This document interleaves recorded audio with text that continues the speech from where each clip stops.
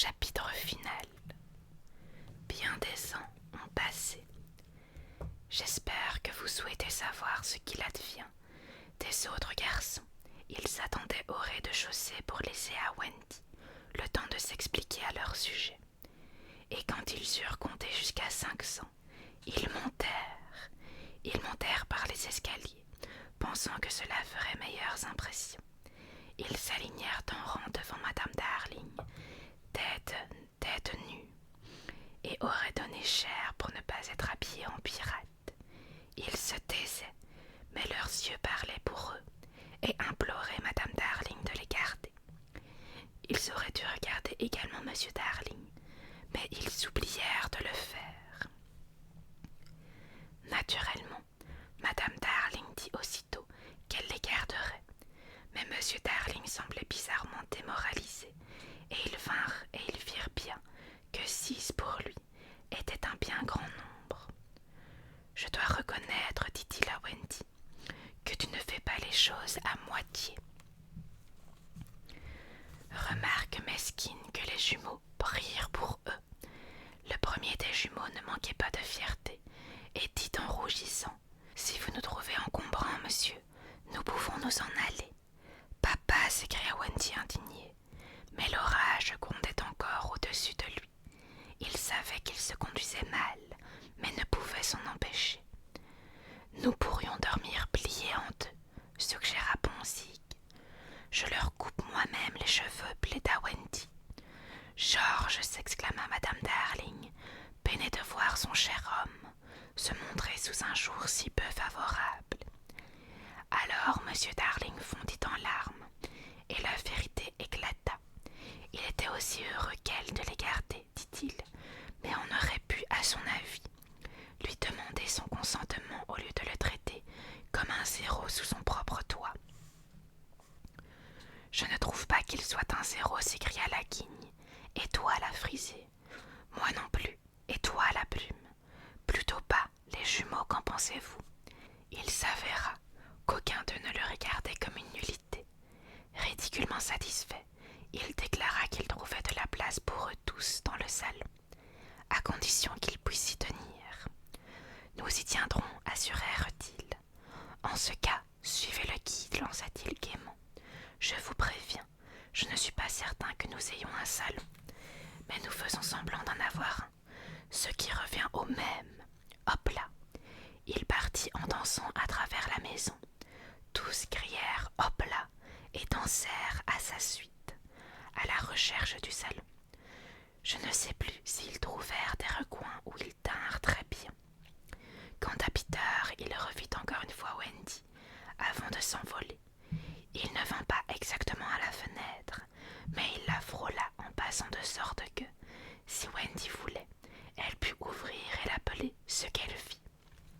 « Salut Wendy, au revoir, dit-il. »« Oh, tu t'en vas ?»« Oui, et tu n'as pas envie de dire quelques mots à mes parents au sujet d'une question délicate ?»« Non. À propos de moi, Peter ?»« Non. » Madame Darling s'approcha de la fenêtre, car elle surveillait désormais sa Wendy d'un œil vigilant. Elle dit à Peter qu'elle adoptait les garçons perdus et qu'elle le garderait volontiers lui aussi. « Et vous m'enverriez à l'école, s'enquit-il prudemment. « Bien sûr. Et ensuite au bureau, je présume. Et bientôt je devrais être un homme. »« Très bientôt. Je ne veux pas aller à l'école apprendre des choses ennuyeuses, répondit-il avec véhémence. Je ne veux pas devenir un homme. Oh, maman de Wendy, si en me réveillant je devais sentir qu'il m'est poussé de la barbe. Peter, dit Wendy encourageante, je t'aimerais même barbu. Et Madame Darling lui tendit les bras, mais il la repoussa. Arrière, ma bonne dame, personne ne m'aura, personne ne fera de moi un homme. Mais où vas-tu vivre? Je vivrai avec Glo, dans la petite hutte que nous avons bâtie pour Wendy. Les fées l'installeront très haut à la cime d'un arbre, où elle dorme la nuit. « Oh, délicieux !» s'écria Wendy, avec un tel accent de convoitise serra plus fort dans ses bras. Je croyais que toutes les fées étaient mortes, dit Madame Darling. Il en vient sans cesse de nouvelles, expliqua Wendy, qui faisait maintenant autorité en la matière. Parce que, vois-tu, chaque fois qu'un nouveau-né rit pour la première fois, une fée voit le jour, et comme il naît sans cesse de nouveaux bébés, il naît sans cesse de nouvelles fées. Elles vivent dans des nids, au sommet des arbres, les mauves sont des garçons, les blanches des filles, et les bleues de petites imbéciles, qui ne savent même pas ce qu'elles sont. Qu'est-ce que je vais bien m'amuser, dit Peter, un œil sur Wendy. Ce sera plutôt triste le soir de t'asseoir tout seul près du feu. Claude sera là. Claude ne m'arrive pas à la cheville, lui répéta-t-elle, sur un ton acide. Sale menteuse, glapit Clochette, quelque part au coin de la rue. Cela n'a pas d'importance, dit Peter. Oh, Peter, tu sais bien que si. Alors viens avec moi vivre dans la petite hutte. Je peux, maman. Certainement pas. Je t'ai retrouvé et j'entends bien te garder. Mais il a tellement besoin d'une maman. Toi aussi, chérie. Très bien, dit Peter, comme s'il l'avait invité par pure politesse. Mais Madame Darling vit sa bouche se crisper, et elle fit cette proposition généreuse. Wendy irait le voir une fois par an pour faire le nettoyage de printemps. Wendy aurait préféré un arrangement plus définitif. Il lui semblait que le printemps serait long à venir. Mais cette promesse satisfit Peter, qui repartit tout content. Il n'avait aucune notion de la durée, et il lui arrivait tant d'aventures que tout ce que je vous ai raconté n'est que roupie de son sonnet en comparaison. Et Wendy devait en être consciente, sinon pourquoi lui aurait-elle adressé un au revoir si plaintif? Tu ne m'oublieras pas, Peter, avant le retour du printemps. Peter promit de ne pas l'oublier, et il s'envola. Il emporta avec lui le baiser de Madame Darling. Ce baiser que personne n'avait pu prendre, ce fut Peter qui le ravit, et sans aucune difficulté. Bizarre, n'est-ce pas? Et elle n'eut même pas l'air fâchée. Bien entendu, tous les garçons durent aller à l'école. La plupart entrèrent en 3e, mais la plume fut d'abord mise en 4e, puis en 5e. La première étant le niveau le plus élevé. Au bout d'une semaine d'école, ils comprirent combien ils avaient été bêtes de ne pas rester dans l'île. Mais c'était trop tard. Bientôt ils se rangèrent et devinrent aussi ordinaires que vous, ou moi, ou Dupont Junior. Chose triste à dire, ils perdirent peu à peu le don de voler. Au début, Nana les attachait par les pieds aux barreaux du lit pour qu'ils ne s'envolent pas pendant la nuit. Le jour, une de leurs distractions favorites était de faire semblant de tomber dans l'autobus. Mais petit à petit, ils cessèrent de tirer sur leurs liens au lit et s'aperçurent qu'il était douloureux de choir d'un autobus. À la fin, ils ne savaient même plus voler après leur chapeau. Ils appelaient ça manquer d'exercice, mais en vérité, cela voulait dire qu'ils n'y croyaient plus. Michael y crut plus longtemps que les autres en dépit des railleries que cela lui attirait. Aussi était-il présent quand Peter vint chercher Wendy à la fin de la première année. Elle s'envola dans la robe même qu'elle avait tissée au pays de l'imaginaire avec des feuilles et des baies sauvages. Sa seule crainte était qu'il remarquât combien la robe était devenue courte, mais elle n'y fit pas attention, tant il avait à dire à propos de lui-même. Elle avait espéré qu'ils frissonneraient ensemble au souvenir du bon vieux temps, mais de nouvelles aventures avaient chassé les anciennes de son esprit. « Qui est le capitaine Crochet ?» demanda-t-il, avec curiosité quand elle lui parla de l'ex-ennemi numéro 1. « Comment ?» s'étonna-t-elle. « Tu ne te souviens donc pas comment tu l'as tué et tu nous as sauvé la vie. »« Je les oublie dès que je les ai tués, » avoua-t-il avec insouciance. Quand sans trop y croire, elle demanda si la fée Clo serait heureuse de la revoir. Il répondit « Qui est avec l'eau. Peter, dit-elle scandalisée. Mais elle eut beau lui expliquer, il avait tout oublié. Tu comprends, dit-il. Elles sont si nombreuses, je suppose que celle-là est morte. Sans doute avait-il raison, car les fées vivent peu longtemps, mais elles sont si petites qu'un temps très court leur semble une éternité.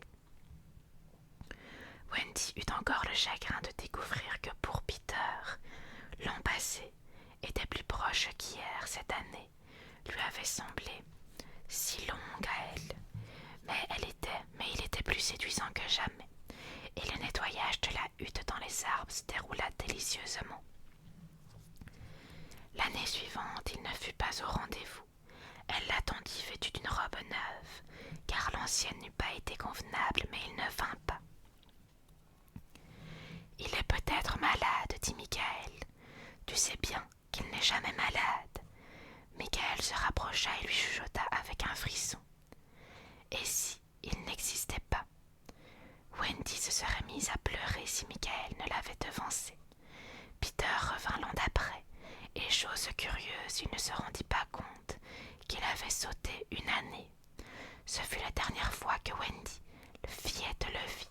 Pendant quelque temps encore, elle essaya de ne pas éprouver de trop gros chagrin pour l'amour de lui. Puis, elle sentit qu'elle le trahissait le jour où elle obtint le prix d'excellence. Mais les années passèrent sans ramener l'insouciant infidèle. Lorsqu'enfin ils se revirent, Wendy était une femme mariée, et Peter n'était plus que pour elle qu'un peu de poussière sur le coffre où elle avait conservé ses jouets. Wendy était devenue une grande personne. Inutile de gémir sur son sort. Elle était de celles qui aiment grandir et finit même par devenir adulte de son propre gré. Un jour plutôt que les autres filles. Entre-temps, tous les garçons étaient devenus des adultes, rassis. Aussi cela ne vaut-il guère la peine de s'étendre sur leur compte. Vous pourriez voir chaque jour les jumeaux, Poncy et la Frisée, se rendre au bureau, chacun portant une serviette et un parapluie. Michael conduit une locomotive. La Plume a épousé une dame titrée. Il est devenu lord. Voyez-vous ce juge en perruque qui sort par cette porte de fer? Jadis, c'était la Guigne. Et ce barbu qui n'a pas une histoire à raconter à ses enfants. Autrefois, ce fut John. Wendy se maria en robe blanche et voile rose. Il est étrange que Peter ne vînt pas à l'église pour empêcher les bans d'être publiés. D'autres années se sont écoulées. À présent, Wendy a une fille. Ceci mériterait qu'on l'écrive non à l'encre, mais en lettres d'or. L'enfant s'appelle Jane.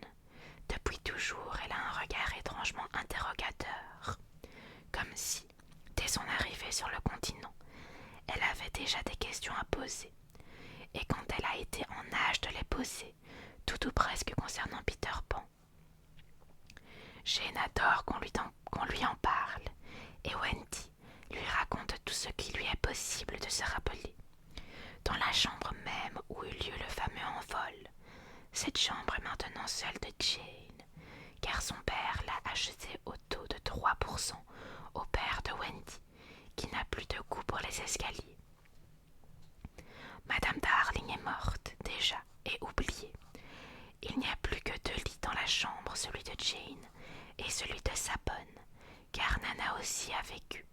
Elle est morte à un âge avancé, et à la fin, il devenait difficile de faire bon ménage avec elle, fermement convaincue qu'elle était la seule à savoir s'y prendre avec les enfants. Une fois par semaine, la bonne de Jane a son jour de congé. Alors Wendy se charge de coucher l'enfant. C'est l'heure bénie des histoires, Jane. Jane a inventé de faire une tente en soulevant son drap au-dessus de la tête de sa mère et de la sienne. Et dans cette obscurité redoutable, elle chuchote. « Dis-moi ce que tu vois. » « Je ne crois pas que je vois quoi que ce soit cette nuit, répondit Wendy, avec le sentiment coupable que, si Nana eût été là, elle n'aurait pas permis de poursuivre l'entretien. Si, tu vois quelque chose, insista Jane. Tu vois quand tu étais une petite fille. Il y a bien longtemps de cela, mon cœur, soupire Wendy. Ah, comme les années s'envolent. Volent-elles de la manière que tu volais quand tu étais petite fille demanda la petite futée. La manière dont je volais. Sais-tu, Jane, parfois je me demande si j'ai jamais vraiment volé. Oui, tu as volé. Les belles années où je savais voler. Pourquoi ne sais-tu plus, maman? Maintenant, je suis une grande personne, ma chérie. Quand on grandit, on désapprend à voler. Pourquoi désapprend-on? Parce qu'on n'est plus assez joyeux, innocent et sans cœur. Seuls les sans cœurs joyeux et innocents savent voler. Qu'est-ce que des sans cœurs joyeux et innocents? Oh, comme je voudrais être sans cœur, joyeuse et innocente. D'autres fois, Wendy admet qu'elle voit en effet quelque chose. Je crois bien que c'est cette chambre. Je le crois aussi, dit Jane. Continue. Les voilà embarqués dans la grande aventure de la nuit, où Peter revint chercher son ombre. Stupide garçon, dit Wendy. Il essaya de la recoller avec du savon. Comme il n'y arrivait pas, il s'est mis à pleurer, ce qui m'a réveillée. Alors j'ai recousu son ombre pour lui. Tu as sauté un passage, interrompt Jane, qui connaît l'histoire mieux que sa mère à présent. Quand tu l'as vu en train de pleurer, qu'est-ce que tu lui as dit? Je me suis assise dans mon lit et j'ai dit « Pourquoi pleures-tu, petit garçon ?» Oui, c'était ça, dit Jane avec un grand soupir satisfait. Alors il nous a tous fait envoler pour le pays de l'imaginaire, où sont les fées, les pirates, les peaux rouges, la lagune aux sirènes, la maison souterraine et la petite hutte. Oui, qu'est-ce que tu préférais de tout cela? Je crois que je préférais par-dessus tout la maison souterraine. Oui, moi aussi. Que t'a dit Peter la dernière fois qu'il t'a parlé? La dernière chose qu'il m'ait dite, c'était « Attends-moi toujours et, une nuit, tu m'entendras chanter. » Oui, hélas, il m'a complètement oublié. Wendy a dit cela avec un sourire. Cela montre à quel point elle est adulte. À quoi ressemblait son chant, demanda un soir la petite Jane. Wendy essaya d'imiter le cri de victoire de Peter. Non, ce n'était pas comme ceci, dit gravement Jane, mais comme cela. Et elle l'imita tellement mieux que sa mère que Wendy en fut un peu saisie. D'où sais-tu que c'était ainsi, ma chérie? Je l'entends souvent quand je dors, dit Jane. C'est vrai, beaucoup de filles l'entendent en dormant, mais moi je suis la seule qui l'ait entendu éveillée. Quelle chance tu as, dit Jane. Puis, une nuit, le drame arriva. On était au printemps. Jane avait eu son histoire et dormait maintenant dans son lit. Wendy était assise sur le plancher, tout près du feu qui éclairait ses travaux de raccommodage, car il n'y avait pas d'autre lumière dans la chambre. Et tandis qu'elle raccommodait, elle entendit un chant triomphal. Puis, la fenêtre s'ouvrit comme jadis, et Peter se posa sur le sol. Il n'avait absolument pas changé, et Wendy vit tout de suite qu'il avait encore ses dents de lait. Il était un petit garçon et elle, une grande personne. Elle se blottit près du feu sans oser faire un mouvement, désemparée et comme prise en faute. Elle, la grande femme. Salut Wendy. Il ne me remarqua aucune différence. Étant surtout occupé de lui-même et dans la faible clarté, il pouvait prendre la robe blanche de Wendy pour la chemise de nuit dans laquelle il l'avait vue pour la première fois. « Salut Peter, dit-elle d'une voix éteinte en se tassant pour paraître plus petite. Quelque chose en elle pleurait. « Femme, laisse-moi. »« Tiens, où est John ?» demanda Peter, s'apercevant qu'il manquait un troisième lit. « Il n'est pas ici en ce moment, souffla-t-elle. »« Michael dort, dit-il en posant un regard distrait sur Jane. »« Oui, répondit-elle. » Mais aussitôt, elle se reprocha de manquer de loyauté à son égard, aussi bien qu'envers Jane. Ce n'est pas Michael, se hâta-t-elle de corriger de qu'un châtiment ne vint fondre sur sa tête. Peter regarda. C'est un nouvel enfant. Oui, un garçon ou une fille. Une fille. Sûrement il allait comprendre maintenant. Mais non, pas le moins du monde. Peter, dit-elle en hésitant, tu n'espères pas que je vais m'envoler avec toi?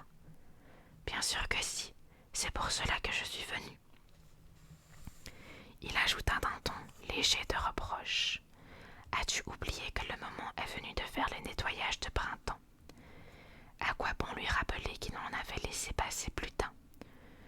Je ne peux pas venir, s'excusa-t-elle. Je ne sais plus du tout voler. J'aurais tôt fait de te rapprendre. Oh, Peter, ne gaspille pas la poudre des fées pour moi. Elle s'était levée, et la peur enfin assaillit le garçon. Qu'y a-t-il? Cria-t-il en reculant. Je vais allumer, dit-elle. Alors tu verras par toi-même. Pour autant que je sache, ce fut la seule fois dans sa vie où Peter eut peur. N'allume pas, supplia-t-il. Elle caressa doucement les cheveux du tragique petit orphelin. Elle n'était pas une petite fille au cœur brisé de chagrin à cause de lui. Elle était une femme adulte, que tout cela faisait sourire. Pourtant, ses sourires étaient mouillés. Alors elle alluma la lampe, et Peter vit. Il poussa un cri de souffrance, et quand cette superbe créature se pencha vers lui pour le soulever dans ses bras, il recula farouchement. Qu'y a-t-il? Demanda-t-il encore. Cette fois, elle ne pouvait plus se dérober. Je suis vieille, Peter. J'ai déjà plus de 20 ans.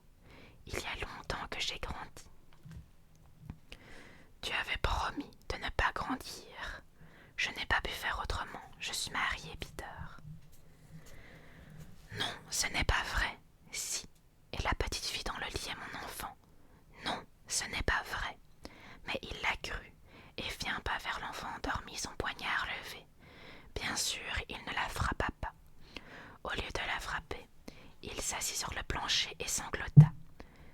Et Wendy ne sut comment le consoler, elle qui autrefois le faisait si bien. Elle n'était qu'une femme maintenant, et elle se précipita hors de la chambre pour mettre de l'ordre dans ses pensées. Peter pleurait toujours à chaudes larmes, et ses sanglots finirent par réveiller Jane. Elle s'assit dans son lit, immédiatement intéressée. « Pourquoi pleures-tu, petit garçon » dit-elle. Peter se leva et lui fit une révérence qu'elle lui rendit dans son lit. « Bonjour, dit-il. « Bonjour, dit Jane. Je m'appelle Peter Pan. »« Je le sais, je suis venu chercher ta mère, expliqua-t-il. Pour l'emmener dans l'île et de l'imaginaire. Je sais, dit Jane. Je t'attendais.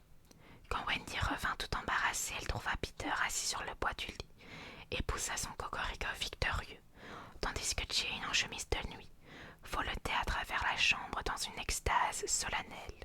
« C'est ma mère, déclara Peter. » Jane descendit et se tint à ses côtés avec sur son visage cette expression qu'il aimait avoir chez les dames qui le regardaient. « Il a tellement besoin d'une mère, dit Jane. Je sais, admit Wendy d'un air malheureux. Personne ne le sait aussi bien que moi. Au revoir, dit Peter à Wendy. Il s'éleva dans l'air et l'impudente petite Jane en fit autant. Déjà, elle volait mieux qu'elle ne marchait. Wendy se rua à la fenêtre. « Non, non !» s'écria-t-elle. « C'est seulement pour le nettoyage de printemps, dit Jane. Il tient à ce que ce soit moi qui le fasse toujours. »« Si seulement je pouvais aller avec vous, soupira Wendy. »« Tu vois bien que tu ne peux pas voler, dit Jane. » Bien sûr, Wendy finit par céder et les laissa s'envoler ensemble. La dernière vision que nous ayons d'elle la montre à la fenêtre, regardant les enfants s'éloigner dans le ciel, jusqu'à ce qu'ils ne soient pas plus grands que les étoiles. Et tandis que vous contemplez Wendy, vous voyez ses cheveux blanchir, sa silhouette redevenir petite, car tout cela s'est passé il y a fort longtemps. Jane est à présent une grande personne ordinaire, mère d'une fillette nommée Margaret, et chaque fois que revient l'époque du nettoyage de printemps, Peter sauve les années où il oublie, vient chercher Margaret et l'emmène au pays de l'imaginaire, où elle lui raconte des histoires dont il est le héros et qu'il écoute passionnément. Quand Margaret grandira, elle aura une fille destinée à son tour à être la mère de Peter, et les choses continueront ainsi aussi longtemps que les enfants seront joyeux, innocents et sans cœur. The End. Voilà les amis, c'est la fin de cette histoire de Peter Pan. J'espère qu'elle vous aura plu et qu'elle vous aura permis de vous relaxer. Sur ce, je vous souhaite de passer une très très bonne nuit. Et nous, on se retrouve à la prochaine lecture.